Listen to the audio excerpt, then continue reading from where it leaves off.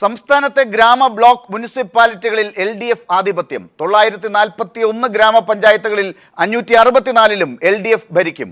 152 block പഞ്ചായത്തുകൾ 90ലും 86 മുനിസിപ്പാലിറ്റികളിൽ 44 എണ്ണത്തിലും LDF തന്നെയാണ് ഭരിക്കുക.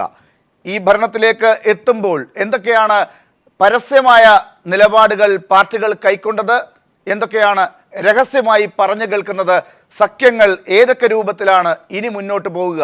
ഈ ചർച്ചയിൽ പങ്കെടുക്കുന്നത് കോൺഗ്രസ് നേതാവ് ശ്രീ ശരത് ചന്ദ്ര പ്രസാദ്, മുതിർന്ന മാധ്യമ പ്രവർത്തകൻ ശ്രീ PM മനോജ്, BJP നേതാവ് ശ്രീ VV രാജേഷ്, മുസ്ലിം ലീഗ് നേതാവ് ശ്രീ മായിൻ ഹാജി, ഒപ്പം കണ്ണൂരിലെ കോൺഗ്രസ് വിമതൻ PK രാഗേഷും ടെലിഫോണിൽ ചേരും. ഏറ്റവും ആദ്യം ശ്രീ PK രാഗേഷിലേക്ക് തന്നെ. ശ്രീ PK രാഗേഷ്, ഇന്നിപ്പോൾ VM സുധീരൻ പറഞ്ഞത് താങ്കളും ശ്രദ്ധിച്ചു കാണും. കണ്ണൂരിൽ താങ്കൾ കാരണം ഇടത് മേയർ ഉണ്ടായതിന് കാരണം അവിടെ CPMന്റെ കുതിരക്കച്ചവടം എന്നാണ് VM സുധീരൻ പറഞ്ഞിരിക്കുന്നത്. താങ്കളെ കൂടി ചേർത്താണ് ഈ കുതിരക്കച്ചവടത്തിൻ്റെ കഥ പറയുന്നത്. താങ്കളാണ് ആ കുതിരക്കച്ചവടത്തിലെ നായകനോ വില്ലനോ VM സുധീരൻ്റെ കണ്ണിൽ. ആ അർത്ഥത്തിൽ നോക്കുമ്പോൾ താങ്കളുടെ പ്രതികരണം എന്താണ്? VM സുധീരൻ എന്ന് പറയുന്നത് ബഹുമാന്യനായ നമ്മുടെ KPCC പ്രസിഡന്റാണ്. അദ്ദേഹം ഏത് സാഹചര്യത്തിലാണ് അത്തരത്തിലൊരു പ്രസ്താവന നടത്തിയത് എന്ന് എനിക്കറിയില്ല. അത്തരം കാര്യങ്ങളെ മറുപടി പറയേണ്ടത് അദ്ദേഹം തന്നെയാണ്. ശ്രീ PK രാഗേഷ്, എന്തായാലും താങ്കൾക്ക് ഇത് അറിയില്ല എന്ന് പറഞ്ഞു പോകാൻ പറ്റുമോ? താങ്കൾ ആണ് ആ കുതിര കച്ചവടത്തിന്റെ കൂടെ നിന്നതായി ഇപ്പോൾ വന്നിരിക്കുന്നത്.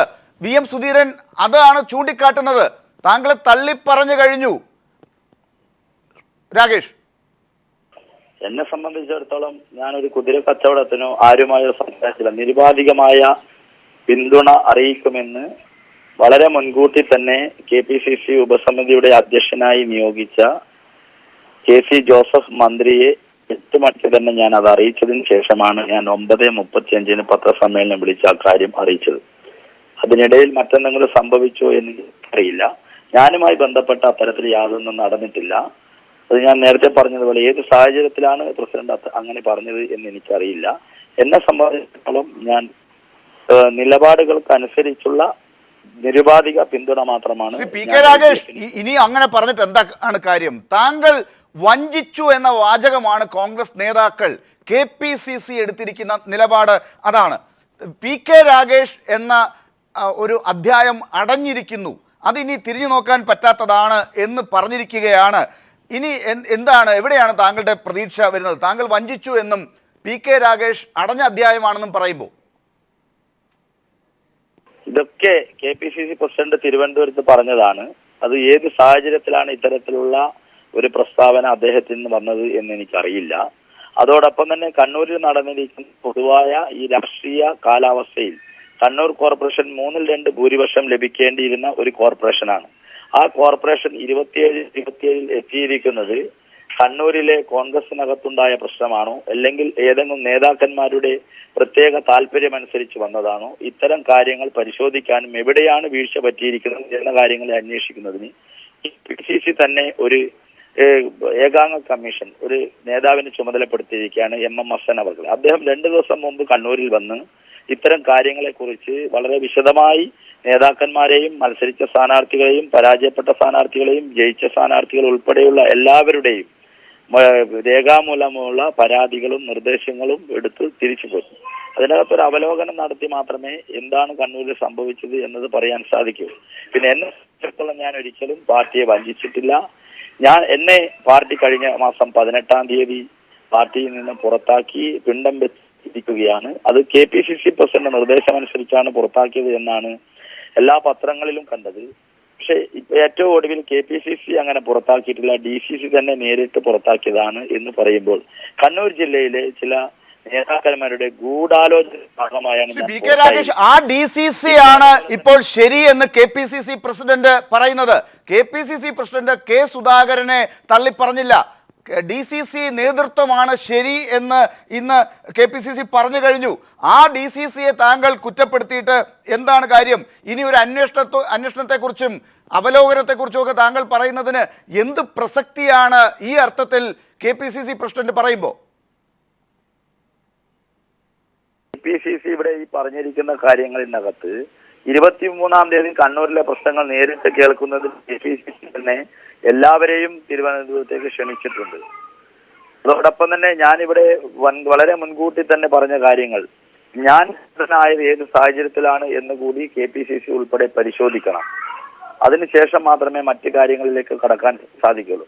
അതുകൂടാതെ കഴിഞ്ഞ അധ്യായം എന്ന് പറയുമ്പോൾ ചിലപ്പോൾ ഏതെങ്കിലും സാഹചര്യത്തിൽ അങ്ങനെ പറഞ്ഞിട്ടുണ്ടെങ്കിലും അത് തെരഞ്ഞെടുപ്പിന് മുമ്പേ ഒരു വിമതനെയും കൂട്ടി ഭരിക്കുന്ന പ്രശ്നമില്ല എന്ന് പറഞ്ഞു. കണ്ണൂരിൽ ശ്രീകണ്ഠാപുരം പഞ്ചായത്തിൽ വിമതന്റെ പിന്തുണയോടുകൂടിയാണ് ശ്രീകണ്ഠാപുരം മുനിസിപ്പാലിറ്റി ഇപ്പോൾ കോൺഗ്രസ് ഭരണത്തിലേറിയത്. CPM-ഉം CPM-ഉം കോൺഗ്രസും കൂടിയുള്ള ധാരണയിൽ അവിടെ ഭരണം നടത്തുന്നു. ഇരിട്ടി പ്രഥമ മുനിസിപ്പാലിറ്റി മുസ്ലിം ലീഗ് വോട്ട് ചെയ്യാത്തതുകൊണ്ട് അവിടെ ഭരണം നഷ്ടപ്പെട്ടിരിക്കുന്നു. അങ്ങനെ ഒരുപാട് കാര്യങ്ങളുണ്ട്. PK രാഗേഷ് മാത്രമല്ല, കണ്ണൂർ കോർപ്പറേഷനകത്ത് ഭരണം പോകാനും കണ്ണൂർ ജില്ലയിൽ ഇത്തരത്തിലുള്ള കേളകം പഞ്ചായത്ത് നഷ്ടപ്പെട്ടിരിക്കുന്നു, കടമ്പൂർ പഞ്ചായത്ത് നഷ്ടപ്പെട്ടിരിക്കുന്നു. ഇന്ന് ഏറ്റവും ഒടുവിൽ ചപ്പാരപ്പടവ് പഞ്ചായത്ത് കോൺഗ്രസ് ടിക്കറ്റിൽ മത്സരിച്ച് സ്ഥാനാർത്ഥി CPM-ന്റെ പിന്തുണയോടുകൂടി പഞ്ചായത്ത് പ്രസിഡന്റായിരിക്കുന്നു. അപ്പോൾ ഇത്തരം ഒരുപാട് കാര്യങ്ങൾ കണ്ണൂർ ജില്ലയിലുണ്ട്. ഇത്തരം സംഭവങ്ങൾ അതോടൊപ്പം തന്നെ ഒരുപാട് വിമതന്മാർ വിജയിച്ചു വന്നിട്ടുണ്ട്. ഇത്തരം വിമതന്മാർ എങ്ങനെ PK രാഗേഷ്, താങ്കൾ അയയുകയാണോ ഈ നിമിഷത്തിൽ? താങ്കൾ ശക്തമായി ഈ പറഞ്ഞ കാര്യങ്ങളെ ഏത് രീതിയിലാണ് താങ്കൾ നേരത്തെ പറഞ്ഞ അർത്ഥത്തിൽ തന്നെ കാണുന്നത്? താങ്കൾ പിന്നോട്ട് പോകുന്നുണ്ടോ? ഈ പറഞ്ഞ KPCC പ്രസിഡന്റിനെ ന്യായീകരിക്കാനാണോ താങ്കൾ ശ്രമിക്കുന്നത്? കഴിഞ്ഞിട്ടില്ല. കണ്ണൂർ ജില്ലാ കോൺഗ്രസ് നേതൃത്വത്തിനകത്തുള്ള അപജയവും അവരുടെ കളക്റ്റീവ് ലീഡർഷിപ്പിന്റെ ക്വാളിറ്റി നഷ്ടപ്പെട്ടത് കൊണ്ടുമാണ് കണ്ണൂർ ജില്ലയിൽ ഇത്തരം സംഭവങ്ങളെന്ന് ഞാൻ തുടക്കം മുതലേ പറഞ്ഞിട്ടുണ്ട്. അതിൽ ഞാൻ ഇപ്പോഴും ഉറച്ചു നിൽക്കുന്നു. KPCC നേതൃത്വത്തിനുള്ള എന്റെ വിശ്വാസത്തിന്റെ പുറത്താണ് ഞാൻ ഇപ്പോഴും കാത്തിരിക്കുന്നത്. തീർച്ചയായും ശ്രീ PK രാഗേഷ്, ശ്രീ ശരത്ചന്ദ്ര പ്രസാദ്, കണ്ണൂരിൽ നിന്ന് തുടങ്ങിയാൽ ഇപ്പോ നമ്മൾ ഏകദേശം കേരളത്തിലെ തദ്ദേശ ഭരണ സ്ഥാപനങ്ങളുടെ രൂപമൊക്കെ ഇപ്പോൾ വന്നു കഴിഞ്ഞു. അവിടെ തെരഞ്ഞെടുപ്പിന് മുൻപും തെരഞ്ഞെടുപ്പിന് ശേഷവും പാർട്ടികൾ എടുത്തിട്ടുള്ള നിലപാടുകൾ അനുസരിച്ചാണോ കാര്യങ്ങൾ പോകുന്നത് എന്ന് നോക്കുമ്പോൾ കണ്ണൂരിൽ എങ്ങനെയെങ്കിലും വിമതനെ സഹകരിപ്പിച്ച് മേയർ സ്ഥാനം കിട്ടാൻ വേണ്ടി നിങ്ങൾ നോക്കി. അത് നടക്കില്ല എന്നുള്ളത് കണ്ടപ്പോൾ വിമതൻ ആയ ശ്രീ PK രാഗേഷ് പറയുന്ന കാര്യങ്ങൾ ശരിയുണ്ട് എന്നുള്ളതിൽ അദ്ദേഹം വിശ്വസിച്ച് മുന്നോട്ട് പോകുമ്പോൾ അത് അംഗീകരിക്കാൻ നിങ്ങൾ തയ്യാറാകുന്നില്ല. അവസാന നിമിഷം വരെ നിങ്ങൾ നോക്കിയിട്ടും നടക്കാതെ വന്നപ്പോൾ ഇപ്പോൾ എന്താണ് നിങ്ങൾ പറയുന്നത്? CPM-ഉമായി ചേർന്ന് കുതിര കച്ചവടം നടത്തിയെന്ന് ശ്രീ PK രാഗേഷ് ഇപ്പോഴും അതിനെ തള്ളിപ്പറയുകയാണ്. ശ്രീ ശരത്ചന്ദ്ര പ്രസാദ്, യഥാർത്ഥത്തിൽ PK രാഗേഷുമായി ബന്ധപ്പെട്ടുള്ള കണ്ണൂർ കോർപ്പറേഷനിലെ തെരഞ്ഞെടുപ്പ് തന്നെ കോൺഗ്രസ് ശക്തമായി നിലപാടെടുത്തിരിക്കുന്നു എന്നുള്ളതിൻ്റെ തെളിവാണ്. ഇപ്പോൾ രാഗേഷ് ഇപ്പോഴും ഞാൻ KPCC-യെ പ്രതീക്ഷയോടെ നോക്കുന്നു എന്നൊക്കെ അദ്ദേഹം പറയുന്നതിൽ ഒരു അർത്ഥവുമില്ല. കോൺഗ്രസ് കുതിരക്കച്ചവടത്തിന് തയ്യാറായിട്ടില്ല എന്നുള്ളതാണ് കണ്ണൂരിലെ സംഭവവികാസങ്ങൾ തെളിയിക്കുന്നത്. കുതിരക്കച്ചവടത്തിന് തെരഞ്ഞെടുപ്പിന് മുമ്പുള്ള ചിത്രങ്ങൾ, ത്രിതല പഞ്ചായത്ത് തെരഞ്ഞെടുപ്പിൻ്റെ ആദ്യഘട്ടത്തിലെ തെരഞ്ഞെടുപ്പിന് മുമ്പുള്ള ചിത്രം പോലെയല്ല. ആ തെരഞ്ഞെടുപ്പിന് ശേഷം ഞങ്ങൾ KPCC യോഗം കൂടിയപ്പോൾ ഭരണസമിതി തെരഞ്ഞെടുപ്പിലേക്കുള്ള ചില ശക്തമായ മാനദണ്ഡങ്ങൾ, അങ്ങനൊരു മാനദണ്ഡം തീരുമാനിച്ച് അനൗൺസ് ചെയ്ത ഒരു പാർട്ടി കോൺഗ്രസ് പാർട്ടി മാത്രമാണ് കേരളത്തിൽ. മാർക്സിസ്റ്റ് പാർട്ടിയും BJP-യും ഒക്കെ കുതിരക്കച്ചവടം നടത്താൻ തയ്യാറായ ഒരു തെരഞ്ഞെടുപ്പാണ് നമ്മളിപ്പോൾ കണ്ടത്. BJP കാസർഗോഡ് പറഞ്ഞത് ഞങ്ങൾ മാർക്സിസ്റ്റ് പാർട്ടിക്ക് അങ്ങോട്ട് പിന്തുണ കൊടുക്കുമെന്ന്. അപ്പോൾ CPM പറഞ്ഞു നിങ്ങൾ പിന്തുണച്ചാൽ ഞങ്ങൾ രാജിവെക്കുമെന്ന് പറയുന്നു. ഞങ്ങൾ അടിസ്ഥാന പ്രമാണങ്ങളൊന്നും ഇതിലെവിടെയാണ് ശ്രീ ശരത്ചന്ദ്ര പ്രസാദ് ആ കുതിരക്കച്ചവടം എന്ന വാക്കിന്റെ അർത്ഥം? അതാ ഞാൻ ചോദിക്കുന്നത്. കോൺഗ്രസ് നടത്തിയ ഒരു രാഷ്ട്രീയ പ്രക്രിയയിലും കുതിരക്കച്ചവടമില്ല. അങ്ങനെ ആയിരുന്നുവെങ്കിൽ ഞാൻ പറഞ്ഞോട്ടെ, അല്ല ഞങ്ങൾ കുതിരക്കച്ചവടത്തിന് തയ്യാറായെങ്കിൽ ഇന്ന് കണ്ണൂർ മുനിസിപ്പാലിറ്റി കോൺഗ്രസ് ഭരിക്കുമായിരുന്നു. രാഗേഷ് അവിടെ ചെയ്തിരിക്കുന്നത് സ്വന്തം പിതാവിൻ്റെ ഓർമ്മകളെപ്പോലും അദ്ദേഹം തമസ്കരിച്ചു. മാതൃസംഘടനയായ കോൺഗ്രസിനെ പോലും അദ്ദേഹം തള്ളിപ്പറഞ്ഞു. അദ്ദേഹം ഇപ്പോൾ DCC-യെ കുറ്റം പറഞ്ഞു. ഈ DCC-യെ കണ്ടുകൊണ്ടല്ലല്ലോ അദ്ദേഹം കോൺഗ്രസ് ആയത്. അദ്ദേഹം ഇന്ത്യൻ നാഷണൽ കോൺഗ്രസ് ആയത് DCC-യെ കണ്ടുകൊണ്ടല്ലല്ലോ. കോൺഗ്രസ് കണ്ണൂർ പോലെ ഒരു ജില്ലയിൽ മാർക്സിസ്റ്റ് പാർട്ടിയുമായി ജീവൻ മരണ പോരാട്ടം നടത്തുന്ന കണ്ണൂർ പോലൊരു ജില്ലയിൽ കോൺഗ്രസിനൊരു നിർണായക സമയം വന്നപ്പോൾ അദ്ദേഹം വിമതനായി മത്സരിക്കേണ്ട സാഹചര്യം പരിശോധിക്കും പാർട്ടി എന്ന് പറഞ്ഞിരുന്നു. പക്ഷെ അങ്ങനെ ഒരു സമയത്ത് അദ്ദേഹം ഒരുപാട് ഉപാധികൾ പറഞ്ഞു. ഒരു മന്ത്രി അവിടെ സംസാരിച്ചു, KPCC സീനിയറായിട്ടുള്ള വൈസ് പ്രസിഡന്റ് അവിടെ ചെന്ന് സംസാരിച്ചു. പോളിംഗ് ബൂത്തിലേക്ക് കയറുന്നതിന് മുമ്പ് ഈ കോൺഗ്രസും UDFും തീരുമാനിച്ച സ്ഥാനാർത്ഥിയെ മാറ്റണം. അപ്പോൾ അദ്ദേഹം CPMുമായി എന്തോ ഉറപ്പിച്ചതിന് ശേഷമാണ് പോളിംഗ് ബൂത്തിൽ വന്നത് എന്ന് പാർട്ടിക്ക് ബോധ്യമായി. അതുകൊണ്ടാണ് പാർട്ടി സ്ട്രോങ് ആയി പറഞ്ഞത് ഈ കോർപ്പറേഷൻ നഷ്ടപ്പെട്ടാലും സാരമില്ല. അങ്ങനെ രാകേഷിനെ പോലുള്ള ആളുകൾ ഇന്ത്യൻ നാഷണൽ കോൺഗ്രസിനെ പോലുള്ള പാർട്ടിയെ ഒരു കോർപ്പറേഷന്റെ പേര് പറഞ്ഞ് ഇതിനെയാണോ നിങ്ങൾ കുതിരക്കച്ചവടം എന്ന് പറയുന്നത്? അതെ, CPM കുതിരക്കച്ചവടം നടത്തി എന്നുള്ളതിന്റെ തെളിവാണ്. അതിനൊരു ജാമ്യം എടുക്കാൻ വേണ്ടി ശ്രീ രാകേഷ് പോളിംഗ് സ്റ്റേഷനിൽ വന്നിട്ട് പറയുന്നത് സ്ഥാനാർത്ഥിയെ മാറ്റി ഞാൻ പറയുന്ന സ്ഥാനാർത്ഥിയെ വെക്കണം. നടക്കില്ല എന്നറിയാം. അത് CPMനും അറിയാം, രാകേഷിനും അറിയാം. നടക്കാത്ത അങ്ങനെ ഒരു പാർട്ടിക്ക് പോകാൻ പറ്റുമോ? ഞങ്ങൾ അങ്ങനെ രാകേഷ് പറഞ്ഞതനുസരിച്ച് സ്ഥാനാർത്ഥിയെ മാറ്റി കോർപ്പറേഷൻ പിടിച്ചിരുന്നുവെങ്കിൽ ഇന്ന് ഇന്ത്യൻ നാഷണൽ കോൺഗ്രസ് തല കുനിച്ച് നിൽക്കേണ്ടി വന്നത്. PK രാഗേഷിനെ വെച്ച് കണ്ണൂരിൽ ചെയ്ത കുതിരക്കച്ചവടം ഇത്രയും ശ്രീ ശരത്ചന്ദ്ര പ്രസാദ് പറഞ്ഞതുകൊണ്ട് തന്നെ എൻ്റെ പണി പകുതി കുറഞ്ഞു. കാരണം കഴിഞ്ഞ ഒക്ടോബർ 18-ാം തീയതി കോൺഗ്രസ് നിന്ന് പുറത്താക്കിയ ആളാണ് PK രാഗേഷ്. പിന്നെ അദ്ദേഹം കോൺഗ്രസ് അല്ല. എന്ന് മാത്രമല്ല, കഴിഞ്ഞ ഒക്ടോബർ 17, 24, 26, 28 അത് കഴിഞ്ഞ് തെരഞ്ഞെടുപ്പ് കഴിഞ്ഞതിന് ശേഷവും VM സുധീരൻ നടത്തിയ പ്രസ്താവനകൾ വിമതരുമായി ബന്ധപ്പെട്ട് നമ്മളൊന്ന് അനലൈസ് ചെയ്ത് നോക്കുക.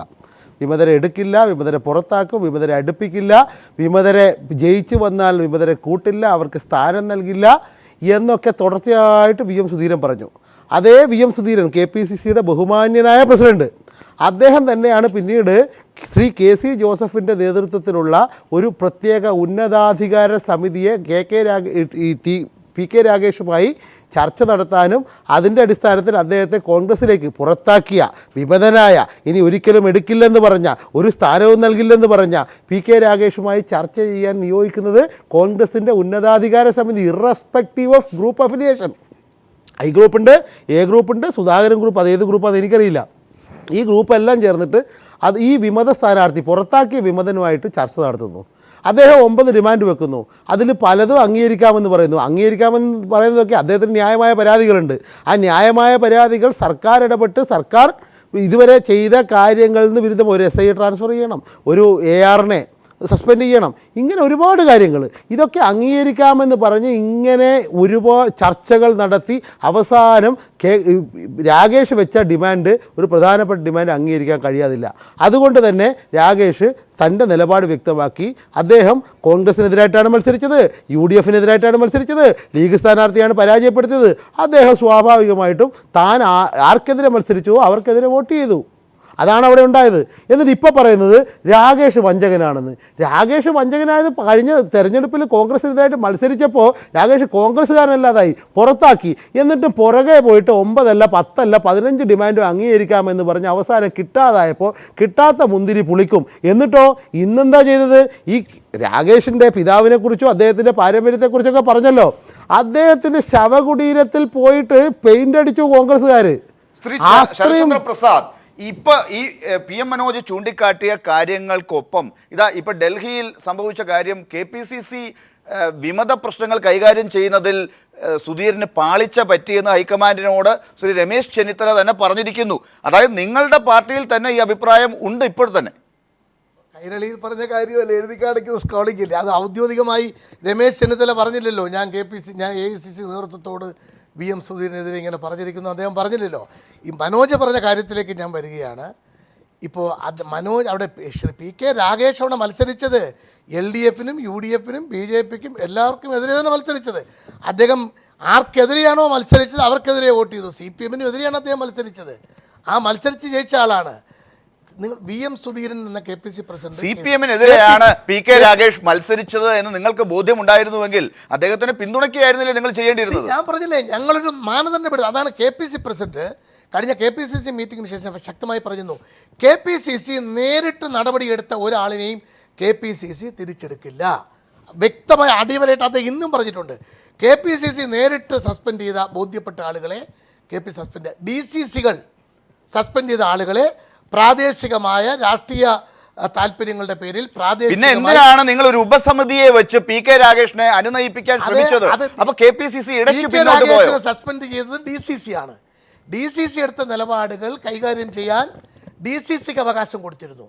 പ്രാദേശിക ഭരണകൂടങ്ങൾ കോൺഗ്രസിന് അനുകൂലമായി നിർത്തുന്നതിന് വേണ്ടിയുള്ള സംഘടനാപരമായ കാര്യങ്ങൾ ചെയ്യാനുള്ള ഉപസമിതിയാണ് കണ്ണൂർ കൊടുത്തത്.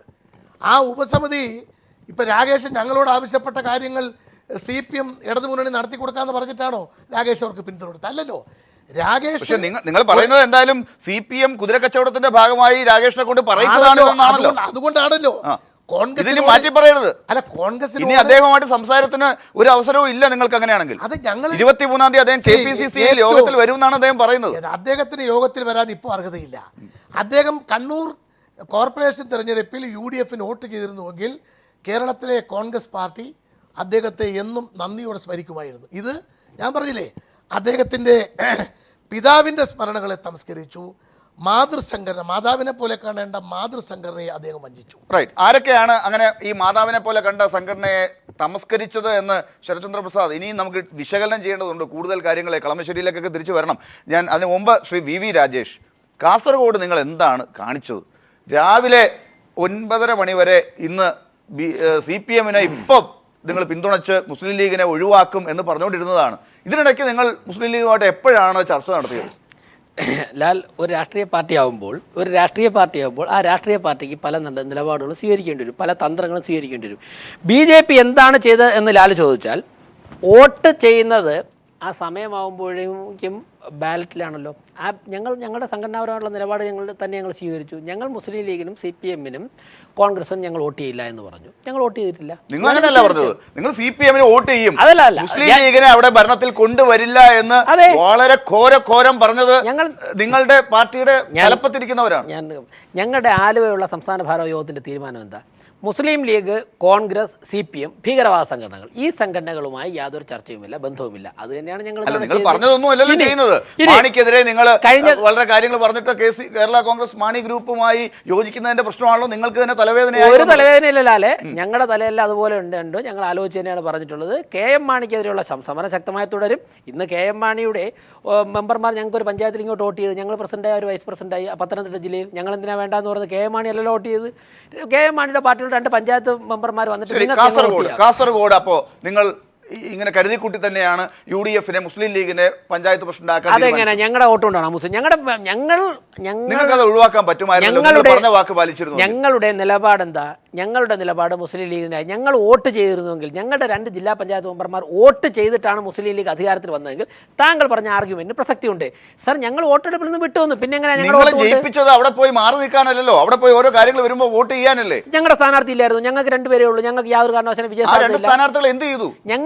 ഞങ്ങൾ അവർ മാറി വിട്ടു. ഇത് അവിടെ മാത്രമല്ലല്ലോ, കേരളത്തിൽ പല സ്ഥലത്തും. കാസർഗോഡ് ആണല്ലോ നിങ്ങളുടെ വളരെ പ്രസ്റ്റീജ് ആയിട്ടുള്ള കാര്യം. അവിടെ നിങ്ങൾ വിചാരിച്ചാൽ മുസ്ലിം ലീഗിനെ അവിടെ അധികാരത്തിൽ കൊണ്ടുവരാൻ സാധിക്കാത്ത ഒരു സ്ഥലമാണത്. നിങ്ങൾ അത് ചെയ്യാതിരുന്നത് ഒന്നുകിൽ CPM പറഞ്ഞ ആ നിലപാടിൽ അവർ CPM വിജയിക്കും എന്നുള്ള ഒരു പേടി കൊണ്ട്, അതല്ലെങ്കിൽ CPM തന്നെ ഇപ്പൊ ആരോപിക്കുന്നത് പോലെ നിങ്ങൾ അവിടെ UDFുമായി ആലോചിച്ച് മുസ്ലിം ലീഗിനെ ഭരണത്തിൽ കൊണ്ടുവരും.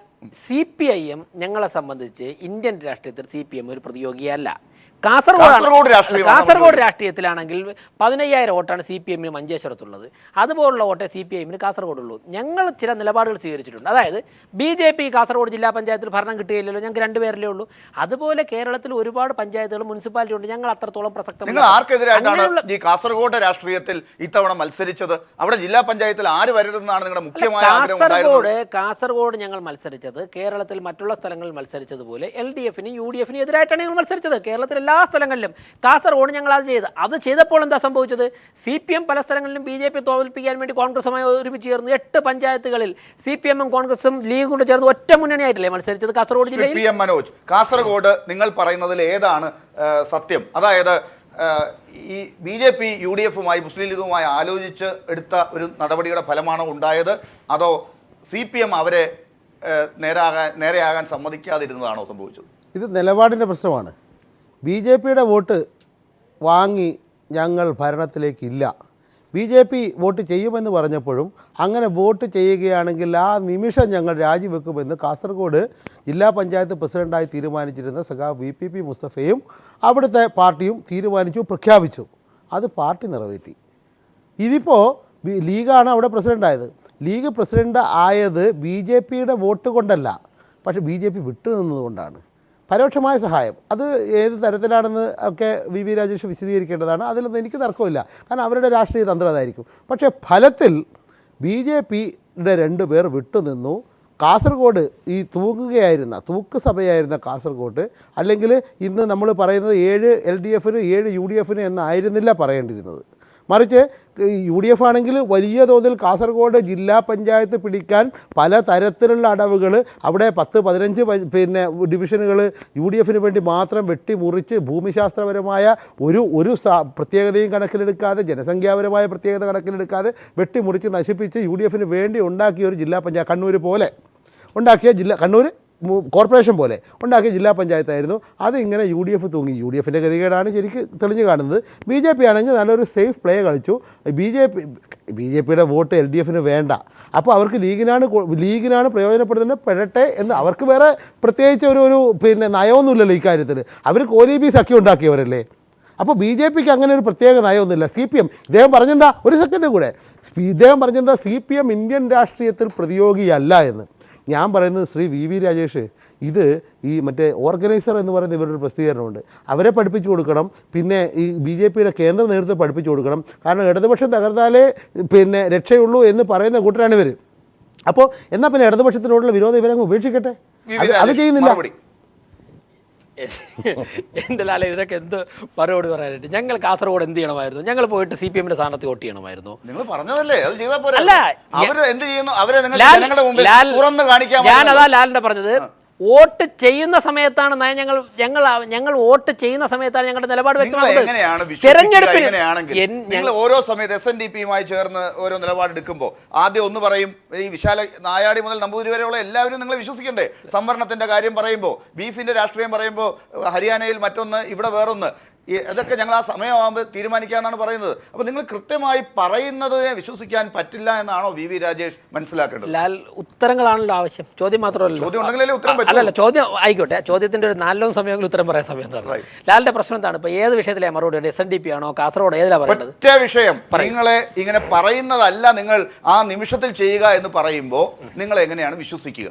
ഞാൻ പറഞ്ഞത്, വോട്ട് ചെയ്യുന്ന സമയത്ത്, ഞങ്ങളുടെ മെമ്പർമാർ വോട്ട് ചെയ്യുന്ന സമയത്താണ് ഞങ്ങളുടെ യഥാർത്ഥ നിലപാടുകൾ വ്യക്തമാക്കുന്നത്. ഒരു തെരഞ്ഞെടുപ്പിന് മുൻപ്, ജില്ലാ പഞ്ചായത്ത് പ്രസിഡന്റിനെ തെരഞ്ഞെടുക്കുന്നതിന് മുൻപ്, സ്വാഭാവികമായിട്ട് ഒരു തെരഞ്ഞെടുപ്പിന് മുമ്പ്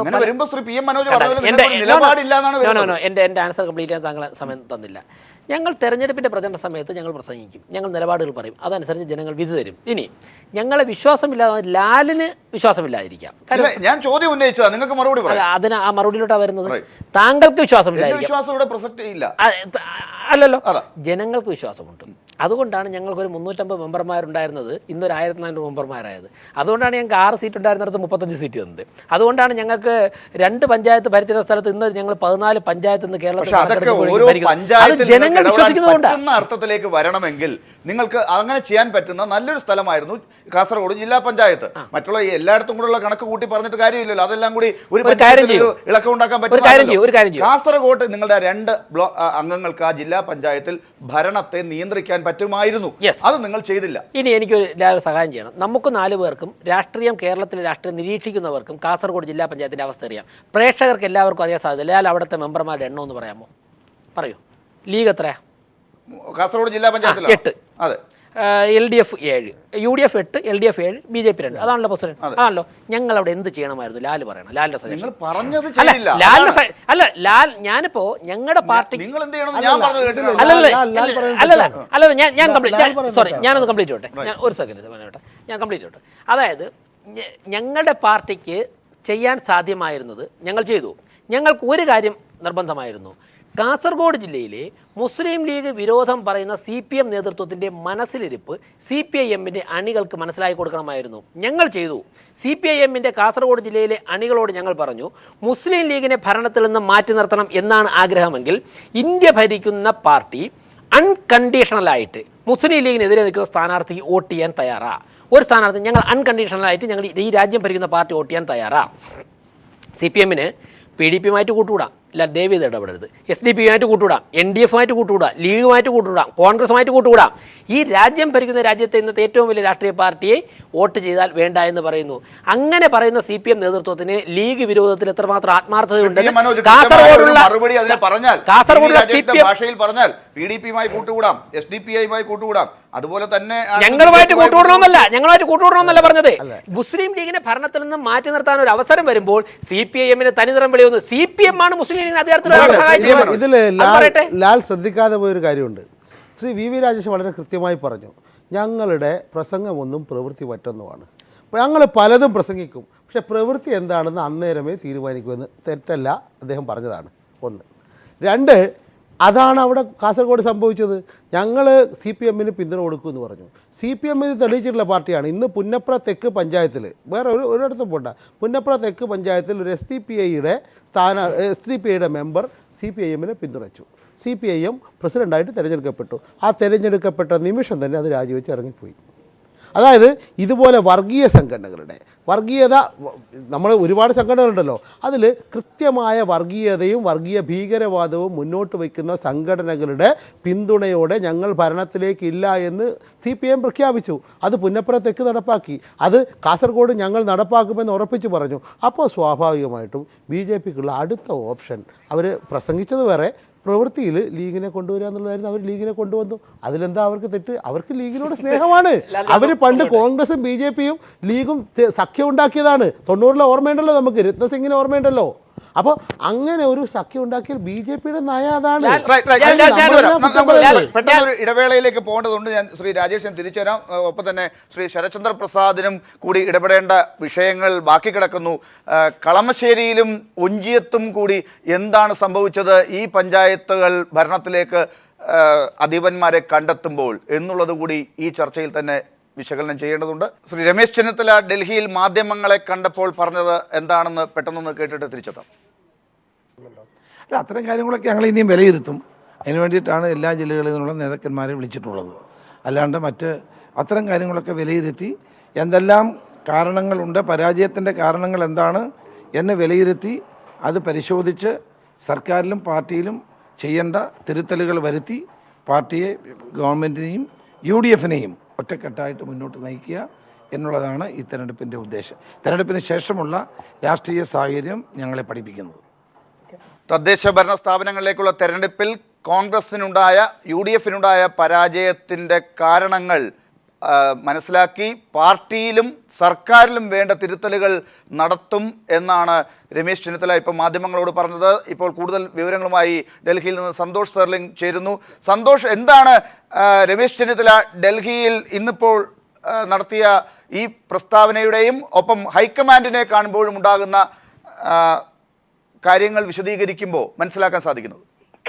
രമേശ് ചെന്നിത്തല ഇപ്പോൾ ഈ മാധ്യമങ്ങളോട് പറയുന്നതിന് മുമ്പുള്ള 1 മണിക്കൂറോളം ഹൈക്കമാൻഡിലെ വിവിധ നേതാക്കളുമായി കൂടിക്കാഴ്ച നടത്തുകയായിരുന്നു.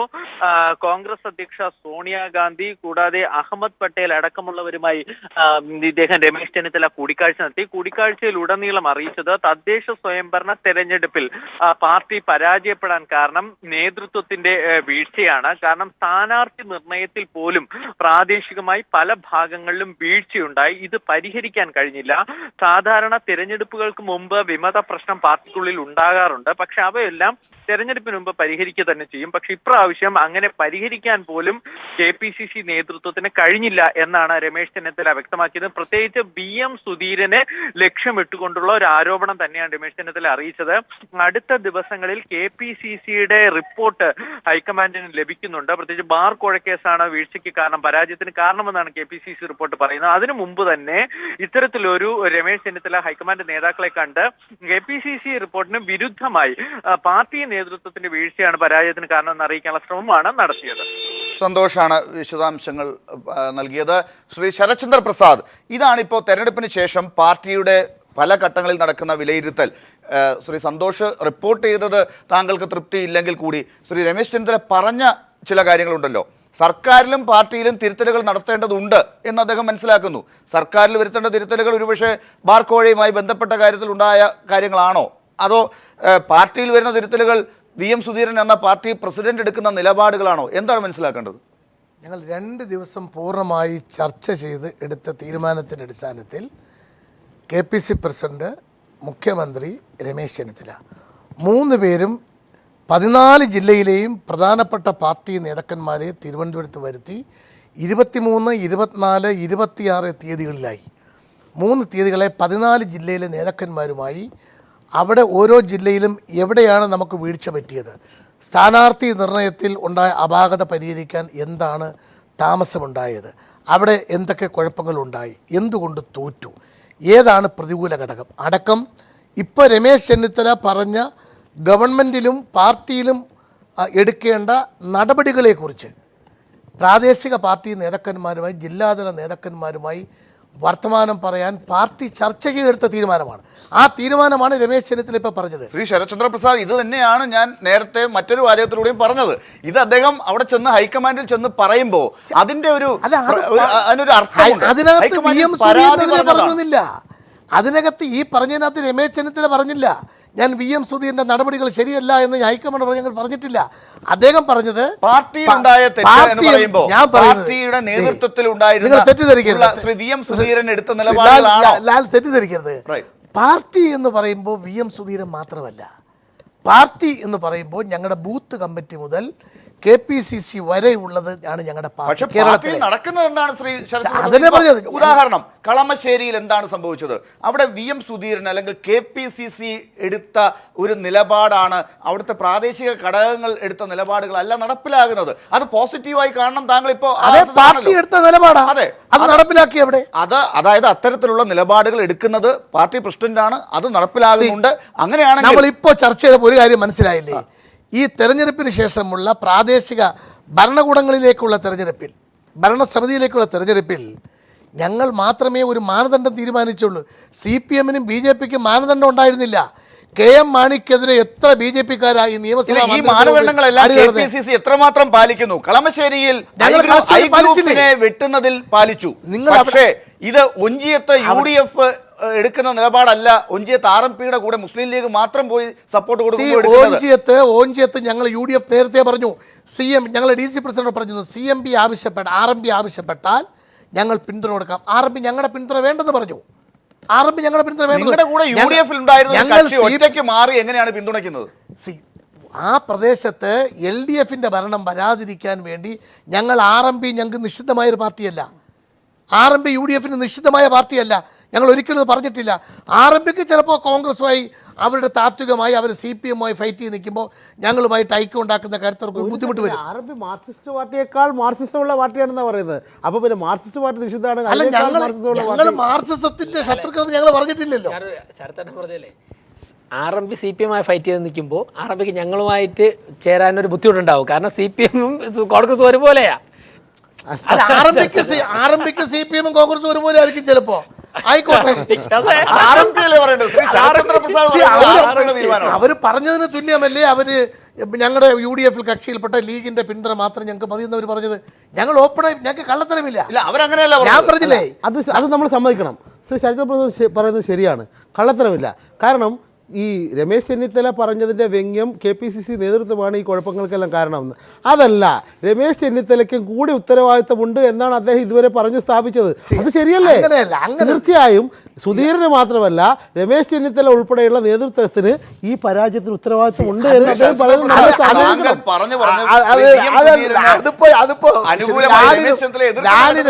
ലാലിനും മനോജിനും ഒരു ദേശാഭിമാന ബോധത്തോടെയുള്ള ഒരു വീക്ഷണത്തിൽ പറയാം. രണ്ടുപേർക്കും നമുക്ക് ചോദ്യം ചോദിക്കണം, ഞങ്ങൾ മറുപടി പറയണം. അതിന് മനോജിന്റെ പിന്തുണ വേണം. ഇതൊക്കെ വേണം. മനോജ് ഞങ്ങളൊക്കെ പറയുന്ന കാര്യങ്ങളെ വ്യാഖ്യാനിക്കാനും ദുർവ്യാഖ്യാനം ചെയ്യണമല്ലോ. ചുരുക്കത്തിൽ ഈ കളമശ്ശേരിയിൽ ഐ ഗ്രൂപ്പിനെ വെട്ടി ഐ ഗ്രൂപ്പ് പറഞ്ഞ സ്ഥാനാർത്ഥിയെ അവിടെ മേയറാക്കാൻ ശ്രമിച്ചില്ല.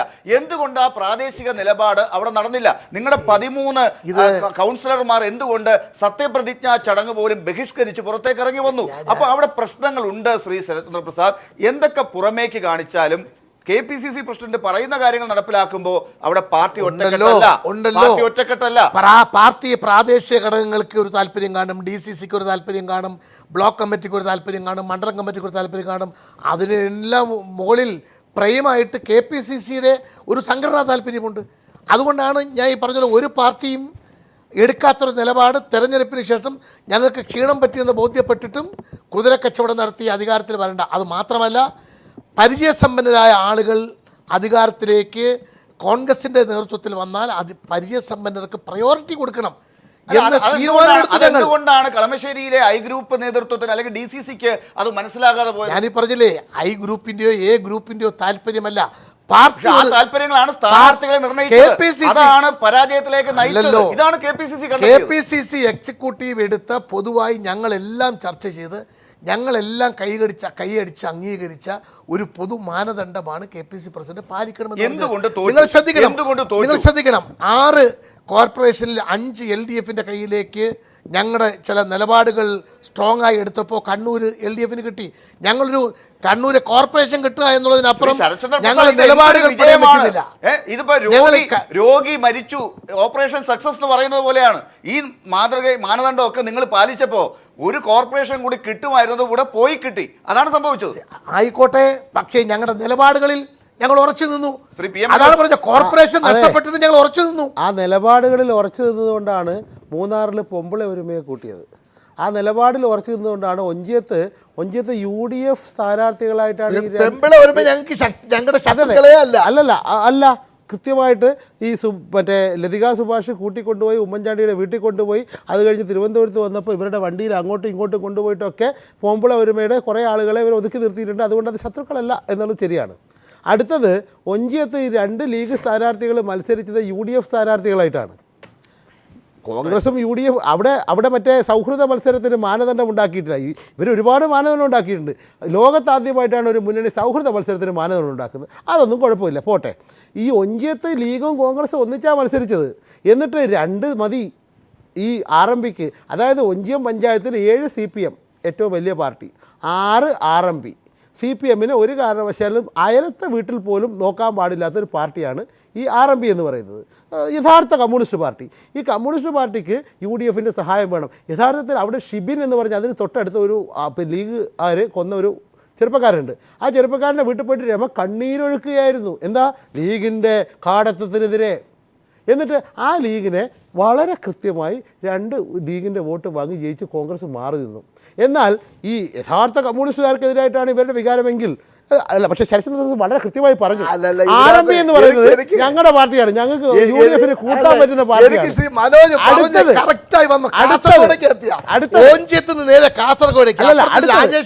പറഞ്ഞു തീർന്നില്ല. അതായത് 2 ലീഗുകാരെ വോട്ട് ചെയ്യാൻ വിട്ടു. അവിടെ ഒന്നിച്ച് നിൽക്കുന്നതാണ്. അല്ലാണ്ട് അവിടെ ഒഞ്ചിയം പഞ്ചായത്തിൽ ഒരു കാരണവശാലും ലീഗും കോൺഗ്രസും തമ്മിൽ ഭിന്നതയില്ല. 2 കൂട്ടർ ഒന്നിച്ച് മത്സരിച്ചതാണ്. പക്ഷേ RMP 6 സീറ്റ് മാത്രം നേടിയ RMPയെ രമയുടെ പോരാട്ടം നയിക്കാൻ വേണ്ടി ലീഗിൻ്റെ 2 പേരെ അങ്ങ് കൊടുത്തു. തൊട്ടടുത്ത് ചോറോട് പഞ്ചായത്തിൽ കോൺഗ്രസ്സുകാരന് ജയിക്കാൻ വേണ്ടി രമ അങ്ങോട്ടും കൊടുത്തു. അപ്പോൾ ഇത് ഈ CPMനെ തകർക്കുക എന്നതേ അജണ്ടയുള്ളൂ. നിങ്ങൾക്ക് അങ്ങോട്ടും ഇങ്ങോട്ടും ഒരു സഖ്യമുണ്ട്, അത് രമ തുറന്നു പറഞ്ഞാലും ഇല്ലെങ്കിലും എന്നുള്ളതാണ്. ചോറോടിന്റെ ഉദാഹരണം കൂടി പറയുമ്പോൾ സഖ്യം ഉണ്ടാകുന്നത് ഞങ്ങൾക്ക് താത്വികമായിട്ടോ സംഘടനാപരമായിട്ടോ ഞങ്ങൾ രമ പറയുമ്പോ ഞങ്ങൾ എവിടെ വെച്ചാണ് ഈ സഖ്യം ഉണ്ടാക്കിയതെന്നാണ്. ഞങ്ങൾ സഖ്യം ഉണ്ടാക്കിയത് പറയുന്നില്ലല്ലോ. ഞങ്ങൾക്ക് മാർക്സിസ്റ്റ് പാർട്ടിയെ പോലെ RMP നിഷിദ്ധമല്ല.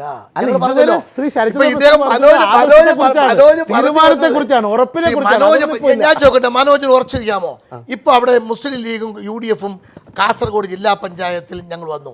നിങ്ങൾ BJPയുടെ വോട്ട് ഞങ്ങൾക്ക് ചെയ്താൽ ഞങ്ങൾ ജില്ലാ പഞ്ചായത്ത് സ്ഥാനം രാജിവെക്കുമെന്ന് പറഞ്ഞു. ഞാൻ നിങ്ങളോട് ചോദിക്കുകയാണ്, നാളെ 6 മാസം കഴിഞ്ഞ് അവിശ്വാസ പ്രമേയം BJP കൊണ്ടുവന്നാൽ, അല്ലെങ്കിൽ നിങ്ങളൊരു അവിശ്വാസ പ്രമേയം കൊണ്ടുവന്ന് BJP വോട്ട് ചെയ്താൽ, BJP അവിശ്വാസ പ്രമേയം കൊണ്ട് നിങ്ങൾ വോട്ട് ചെയ്യുമോ? നിങ്ങൾ കൂടെ നിൽക്കുമോ? BJPയുടെ സഹായത്തോടെ ഞങ്ങൾ ഭരണത്തിലേക്കില്ല എന്ന് ഉറപ്പിച്ച് പ്രഖ്യാപിക്കുകയും രാജിവെക്കുമെന്ന് പ്രഖ്യാപിക്കുകയും ചെയ്ത അനുഭവമാണ് കാസർഗോഡ്. അത് തെളിയിച്ചതാണ്. കാസർഗോഡ് സംഭവിച്ചെന്താ അറിയോ? എന്താണ്? CPMന്റെ അണികളോട് ഇനിയിപ്പോ ലീഗ് വിരോധം പറയാൻ CPMന് സാധിക്കില്ല.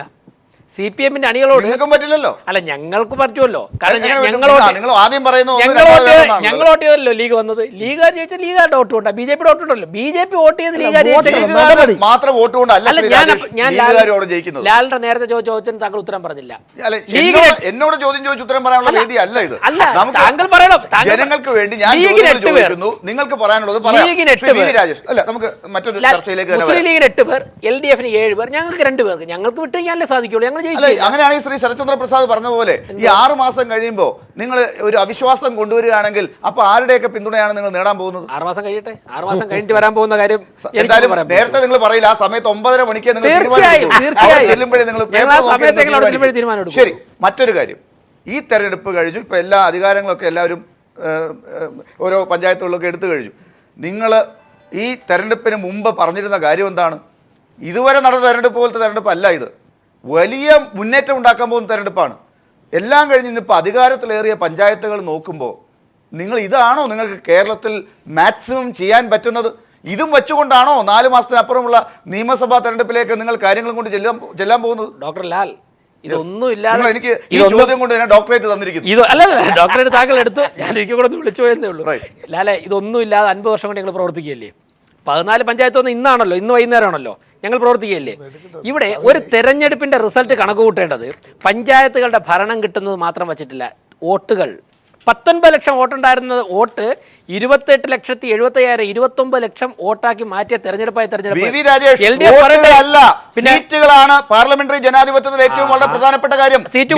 നിങ്ങൾക്ക് ഒരുപാട് വോട്ടുകൾ കിട്ടി, നിങ്ങൾ അവിടെ അടി തെറ്റി വീണു, നിങ്ങൾ ഒന്നും അല്ലാതായി കഴിഞ്ഞു ബീഹാറിൽ. അത് നിങ്ങൾ മനസ്സിലാക്കണം. ഇവിടെയും കൃത്യമായ ഉത്തരത്തിലേക്ക് വന്നപ്പോൾ താങ്കൾ നേരെ ബീഹാറിലോട്ട് പോയി. ഇവിടെ സീറ്റുകൾ ഞങ്ങൾ കൂടിയില്ലേ? 350 സീറ്റ് ഞങ്ങൾക്ക് 1400 സീറ്റായില്ലേ? സീറ്റ് വർദ്ധിച്ചില്ലേ?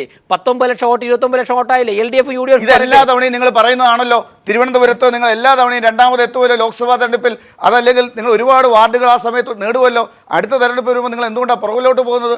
ഈ കാര്യങ്ങൾ നിങ്ങൾ എന്തുകൊണ്ട് പഠിക്കുന്നില്ല? വി രാജേഷ്, നിങ്ങൾ നന്നാകണമെങ്കിൽ ആ കാര്യം കൂടെ പഠിക്കണ്ടേ?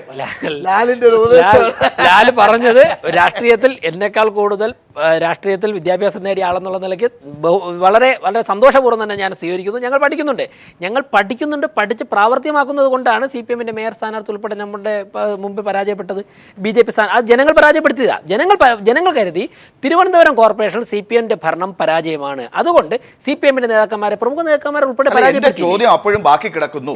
നിങ്ങൾ ഇത്രയധികം വലിയ കോലാഹലം ഉണ്ടാക്കി നടന്ന ഒരു തെരഞ്ഞെടുപ്പിൽ നിങ്ങൾ പറഞ്ഞ കാര്യങ്ങൾ നടന്നോ? നിങ്ങൾ ഇതാണോ മാക്സിമം എക്സ്പെക്ട് ചെയ്ത വിജയം? ലാൽ, ഞങ്ങൾ വളരെ വലിയ സ്വപ്നങ്ങൾ വയ്ക്കും. ആ സ്വപ്നങ്ങളിലേക്ക് എത്താൻ വേണ്ടി ഞങ്ങൾ കഠിന പ്രയത്നം നടത്തും. ഞങ്ങൾക്ക് എത്താൻ സാധിക്കുന്നത് ജനങ്ങൾ അംഗീകരിക്കുന്ന സ്ഥലത്ത്. അല്ലല്ലോ വി രാജേഷ്, ജനങ്ങളുടെ മുമ്പിൽ നിങ്ങൾ എടുത്ത തന്ത്രങ്ങളാണ്. നിങ്ങളുടെ കൂടെ വന്ന ആളുകൾ ആരൊക്കെയാണ്? SNDP ആണ് ഏറ്റവും മാക്സിമം പറയാൻ പറ്റുന്നത്. അല്ലെങ്കിൽ ഇതായിപ്പോൾ പുതുതായിട്ട് ഒരു പാർട്ടി ഉണ്ടാക്കാൻ പോകുന്ന കാര്യമാണ് നിങ്ങൾക്ക് പറയാൻ പറ്റുന്നത്. ഇപ്പോഴും പഞ്ചായത്തിന്റെ ഭരണം പിടിക്കാൻ വേണ്ടി ഏത് പുതിയ പാർട്ടിയെയാണ് നിങ്ങൾക്ക് കൂടുതൽ കിട്ടിയത്? ഇപ്പോൾ ഒരു സഖ്യം ഉണ്ടാക്കാൻ പറ്റിയത് പഞ്ചായത്തിന്റെ ഭരണം ഇവിടെ ഹിമാലയ സമാനമായ സാർ ഒഴികെയുള്ള കേരള കോൺഗ്രസ് നിങ്ങൾക്ക് കിട്ടിയോ? താങ്കൾ ഇങ്ങനെ ശ്രീ ശരത്ചന്ദ്ര പ്രസാദിന്റെ ചോദ്യം ഞാൻ സ്വാഭാവികമാണ്. ഇത്തരം ചോദ്യങ്ങൾക്ക് നിങ്ങൾക്ക് ഉത്തരങ്ങൾ മുട്ടും. ഞാൻ ലാലിന്റെ ചോദ്യങ്ങൾ ആസ്വദിക്കാം, അത് മാത്രമേ ഇവിടെ നടക്കുള്ളൂ. ലാൽ, ഹിമാലയ സമാനമായ 2 മുന്നണികൾ അധികാരത്തിന്റെ എല്ലാ പങ്കും പറ്റി 14 പാർട്ടികൾ നിൽക്കുമ്പോഴേക്കും സംസ്ഥാന ഭരണമില്ലാത്ത ഞങ്ങളുടെ പാർട്ടിയോട് കുഴപ്പമാണ് ശ്രീ വി രാജേഷ്. നിങ്ങളോടൊപ്പം ഇത്രയും ആയിരക്കണക്കിന് പാർട്ടികളുള്ള രാജ്യത്ത് പാർട്ടികൾ അടുക്കാത്തത് എന്തുകൊണ്ടാണ്? LDF-ന്റെയും UDF-ന്റെയും കുഴപ്പം. കാരണം നേമത്ത് ഞങ്ങൾ ജയിക്കുമെന്ന് ശരത്തേട്ടന്റെ പാർട്ടി മുഴുവൻ കൊണ്ടുപോയിട്ട് വോട്ട് ശിവൻകുട്ടിക്ക് കൊടുത്തു. മഞ്ചേശ്വരത്ത് തിരിച്ച് പ്രത്യുവാരം മനോഹരന്റെ പാർട്ടി കൊണ്ട്, ഇല്ലെങ്കിൽ അദ്ദേഹം വിശ്വസിക്കുന്ന പ്രത്യയശാസ്ത്രത്തിലെ പാർട്ടി കൊണ്ടുപോയി മുസ്ലിം ലീഗിന് വോട്ട് ചെയ്തു. ജനങ്ങളല്ലേ, ആ ജനങ്ങൾ എന്തുകൊണ്ട് നിങ്ങളുടെ കൂടെ വരുന്നില്ല? അതുകൊണ്ട് ഞങ്ങൾ ആ വികാരത്തെ, ജനങ്ങളുടെ ജനാധിപത്യത്തിൽ അവർ നടത്തിയ വിധിയെഴുത്തിനെ ഞങ്ങൾ സ്വാഗതം ചെയ്തുകൊണ്ട് ഞങ്ങൾ വീണ്ടും മുന്നോട്ട് പ്രയത്നിക്കുന്നു. അതുകൊണ്ടല്ലേ ലാൽ, ഞങ്ങളിവിടെ UDF-ന് 3ാം സ്ഥാനത്തായിക്കൊണ്ട് തിരുവനന്തപുരം തലസ്ഥാന നഗരത്തിൽ കോർപ്പറേഷൻ 2ാമതെത്താൻ വേണ്ടി ഞങ്ങൾക്ക് അനുവാദം തന്നത് അതുകൊണ്ടാണ്. ശ്രീ PM മനോജ്, അത് അവർ പറയുന്ന ഒരു കാര്യമുണ്ട്. ഈ തിരുവനന്തപുരത്ത് അവർ 2ാമതെങ്കിലും എത്തി. ശരത്ചന്ദ്ര പ്രസാദിന്റെ പാർട്ടിയെ 3ാമതാക്കിക്കൊണ്ട് അവർ 2ാമത് എത്തിയിരിക്കുന്നു. ആ ഒരു കാര്യം വെച്ചുകൊണ്ട് ഭാവിയിലേക്കുള്ള സൂചനകളെ എങ്ങനെ ഈ തെരഞ്ഞെടുപ്പിന്റെ ഇന്നത്തെ അധികാരങ്ങൾ ലഭിച്ച അവസ്ഥയിൽ നിന്നുകൊണ്ട് വിലയിരുത്തും? അല്ല, BJP വളർന്നില്ല എന്നൊന്നും പറയാൻ പറ്റില്ല. 2010 4 പഞ്ചായത്ത് നേടിയത് അവരിപ്പോൾ 14 പഞ്ചായത്ത് അല്ലേ, 14 പഞ്ചായത്ത് നേടിയെന്നാണ് പറയുന്നത്. അത് വളർച്ച തന്നെയാണ്. 2010 മോഡി ഉണ്ടായിരുന്നില്ല, ഇത്തവണ മോഡിയുണ്ട്. 2010 ഈ 100ഓളം സംഘടനകൾ ഉണ്ടായിരുന്നില്ല, ഇത്തവണ 100ഓളം സംഘടനകളുണ്ട്. 2010 ഈ വെള്ളാപ്പള്ളി നടേശൻ ഈ മറ്റേ മുന്നണിയുമായിട്ട് വന്നിരുന്നില്ല, ഇത്തവണ വെള്ളാപ്പള്ളി നടേശനുണ്ട്. അപ്പോൾ BJPയുടെ വളർച്ചയും വെള്ളാപ്പള്ളി നടേശൻ്റെ ഈ 100ഓളം സംഘടനകളുടെ എല്ലാം പിന്തുണയോടുകൂടി BJP നേടിയ വളർച്ച അത് വളരെ പ്രധാനപ്പെട്ടതാണ്. 14% വോട്ട് കിട്ടി. അത് അവർ പടിപടിയായി വളരുന്നുണ്ട്. പക്ഷേ ആ വളർച്ച എന്ന് പറയുന്നത് സാധാരണ പ്രൊപ്പോർഷനേറ്റ് റേറ്റിലല്ല എന്നേ ഉള്ളൂ. അപ്പോൾ ആ മെല്ലെ മെല്ലെ വളർന്ന് ഒരു 10-100 കൊല്ലം കഴിയുമ്പോൾ അവർ വളർന്നു വരും. അതിൽ നമ്മൾ സങ്കടപ്പെടേണ്ട കാര്യമൊന്നുമില്ല. BJPയുടെ വളർച്ച അങ്ങനെ തന്നെയാണ്. പിന്നെ ഇതൊരു സൗകര്യമുണ്ട്. അപ്പോൾ പിന്നെ വേറൊന്ന്, നമ്മൾ സാധാരണ രാഷ്ട്രീയം, സാധാരണക്കാരൻ്റെ പ്രവർത്തനം അതൊക്കെ പറയുന്നതിനേക്കാൾ നമ്മൾ ഒരു മതത്തിൻ്റെ കാര്യം പറയുന്നു. നമ്പൂതിരി, നായാടി, ഇങ്ങനെ പ്രാസയിൽ ഒപ്പിച്ചിട്ട് ആളുകൾ പറയുമ്പോൾ കുറച്ച് ആളുകൾ കൂടും. ആ കൂടുന്നത് ഇല്ലാതാവുന്നത് അതിൻ്റെ അപകടം.